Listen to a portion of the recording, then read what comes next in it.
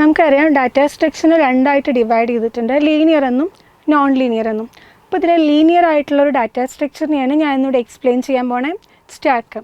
ഇപ്പോൾ ഈ ഡയഗ്രത്തിൽ ഒരുപാട് ബുക്കുകൾ നമ്മളിങ്ങനെ ഒന്നിന് മുകളിൽ ഒന്നായിട്ട് ഇങ്ങനെ അറേഞ്ച് ചെയ്തിട്ടുണ്ട്. ലാസ്റ്റ് കാണുന്ന ഈ ബുക്കിനെ എടുക്കണമെന്നുണ്ടെങ്കിൽ നമ്മൾ മുകളിൽ നിന്ന് ഓരോ ബുക്കുകളായിട്ട് എടുത്തു മാറ്റണം. ഇതേ പ്രിൻസിപ്പിൾ തന്നെയാണ് സ്റ്റാക്കിൽ നമ്മൾ അപ്ലൈ ചെയ്യുന്നത്. അതായത് വൺ സൈഡ് ക്ലോസ്ഡ് ആയിട്ടുള്ള ഒരു കണ്ടെയ്നറാണ് സ്റ്റാക്ക്. ഇതിന് നമ്മൾ ഓരോ എലമെൻറ്റിനും ഇൻസേർട്ട് ചെയ്ത് പോകുമ്പോൾ ഒന്നിന് മുകളിൽ ഒന്നായിട്ട് അറേഞ്ച് ചെയ്ത് വരും. മുകളിൽ നിന്നാണ് നമ്മൾ ഓരോ എലമെൻറ്റ്സിനും എടുത്തു മാറ്റുന്നത്. അപ്പോൾ നമ്മുടെ സ്റ്റാക്കിൻ്റെ പ്രിൻസിപ്പിൾ എന്ന് പറയുന്നത് എന്തായിരിക്കും? ലാസ്റ്റ് ഇൻ ചെയ്താൽ ഫസ്റ്റ് ഔട്ട് ചെയ്യാം. ഇതാണ് നമ്മുടെ സ്റ്റാക്കിൻ്റെ പ്രിൻസിപ്പിൾ വരുന്നത്. ഇപ്പോൾ ഒരു എലമെൻറ്റ് നമ്മൾ ഇൻസേർട്ട് ചെയ്ത് കഴിഞ്ഞാൽ അതേ എലമെൻറ്റിനെ എടുക്കണമെന്നുണ്ടെങ്കിൽ അതിൻ്റെ മുകളിലുള്ള ഓരോ എലമെൻറ്റ്സിനെ നമ്മൾ എടുത്തു മാറ്റണം. ഇനി മെയിനായിട്ട് രണ്ട് ഓപ്പറേഷൻസാണ് സ്റ്റാക്കിൽ വരുന്നത്, പുഷും പോപ്പും. സ്റ്റാക്കിലേക്ക് ഒരു എലമെൻറ്റിനെ ഇൻസേർട്ട് ചെയ്യുന്നതിന് പറയുന്ന പേരാണ് പുഷ്. സ്റ്റാക്കിൽ നിന്ന് ഒരു എലമെൻറ്റിനെ റിമൂവ് ചെയ്യുന്നതിന് പറയുന്ന പേരാണ് പോപ്പ്. നമുക്ക് ഒരു ടോപ്പ് എന്നൊരു പറഞ്ഞിട്ടുള്ള ഒരു പോയിൻ്റർ ഇവിടെ വരുന്നുണ്ട്. ടോപ്പിൻ്റെ വാല്യൂവിനെ ബേസ് ചെയ്തിട്ടാണ് സ്റ്റാക്കിൽ എത്ര എലമെൻ്റ് ഉണ്ട്, സ്റ്റാക്കിലെ ഓരോ എലമെൻറ്റിന് പൊസിഷൻ നമ്മൾ എടുക്കണം. ടോപ്പ് എന്നുള്ളത് ഇനീഷ്യലി എന്തായിരിക്കും? -1 ആയിരിക്കും. -1 എന്നുള്ള കണ്ടീഷനിൽ സ്റ്റാക്ക് എം ടി ആയിരിക്കും.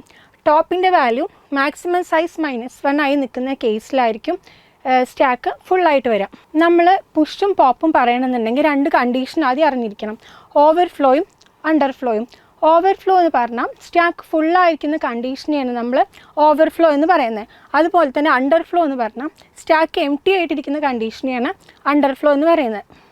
പുഷും പോപ്പും എങ്ങനെയാണ് വർക്ക് ചെയ്യുന്നതെന്ന് പറയാം. ഇവിടെ ഇനീഷ്യലി സ്റ്റാക്ക് എം ടി ആണ്. എം ടി ആണെന്ന് പറഞ്ഞാൽ ടോപ്പിൻ്റെ വാല്യൂ -1 ആയിരിക്കും. Top is equal to -1. അപ്പോൾ എന്തായിരിക്കും? സ്റ്റാക്ക് എന്ന് പറയുന്നത് അണ്ടർഫ്ലോ കണ്ടീഷനിലാണ്, സ്റ്റാക്കിനകത്ത് വാല്യൂസ് ഒന്നുമില്ല. ഇനി എനിക്ക് അടുത്ത് ചെയ്യാൻ പോകുന്നൊരു പുഷ് ഓപ്പറേഷനാണ്. അപ്പോൾ ഞാൻ 1 എന്ന് പറയുന്ന ഈ വാല്യൂവിനെ സ്റ്റാക്കിലേക്ക് ഇൻസേർട്ട് ചെയ്യാൻ നോക്കുകയാണ്. അപ്പോൾ പുഷാണ് അവിടെ വർക്ക് ചെയ്യുക. അപ്പോൾ ആദ്യം എന്ത് ചെയ്യണം? ടോപ്പിൻ്റെ വാല്യൂ -1 എന്ന് 0 ആക്കി സെറ്റ് ചെയ്യണം. 0 ആക്കി സെറ്റ് ചെയ്യുമ്പോൾ ടോപ്പ് ഇസ് ഈക്വൽ ടു 0 ആക്കി ടോപ്പിനെ ഒന്ന് ഇൻക്രിമെൻറ്റ് ചെയ്തു. എന്നിട്ട് എന്ത് ചെയ്തു? സ്റ്റാക്കിൻ്റെ 0 എന്ന് പറയുന്ന ഇൻഡെക്സിലേക്ക് 1 എന്നുള്ള വാല്യൂവിനെ ഞാൻ ആഡ് ചെയ്തു. ഇനി എന്ത് ചെയ്യണം? വീണ്ടും എനിക്കൊരു പുഷ് ഓപ്പറേഷൻ ചെയ്യണം. 2 എന്നുള്ളൊരു വാല്യൂവിനെയാണ് ഞാൻ പുഷ് ചെയ്യാൻ പോണത്. അപ്പോൾ എന്ത് ചെയ്തു? ടോപ്പിന് ഞാൻ വീണ്ടും ഇൻക്രിമെൻറ്റ് ചെയ്തു. ഈ 0 എന്നുള്ള കണ്ടീഷനിൽ നിന്ന് 1 ഇൻക്രിമെൻറ്റ് ചെയ്തു, 1 ആയി. 1 ആയിട്ട് ഞാൻ എന്ത് ചെയ്തു? സ്റ്റാക്ക് ഓഫ് 1 എന്ന് പറയുന്നിടത്തേക്ക് 2നെ ഞാൻ ആഡ് ചെയ്തു. അപ്പോൾ എന്ത് ചെയ്തു?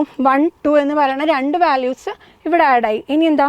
ടോപ്പിന് വീണ്ടും ഞാൻ പുഷ് ഓപ്പറേഷനാണ് ചെയ്യണത്. അപ്പോൾ ടോപ്പിന് ഒന്നും കൂടി ഇൻക്രിമെൻറ്റ് ചെയ്തു. ടോപ്പിൻ്റെ വാല്യൂ 2 ആയി. എന്നിട്ട് എന്ത് ചെയ്തു?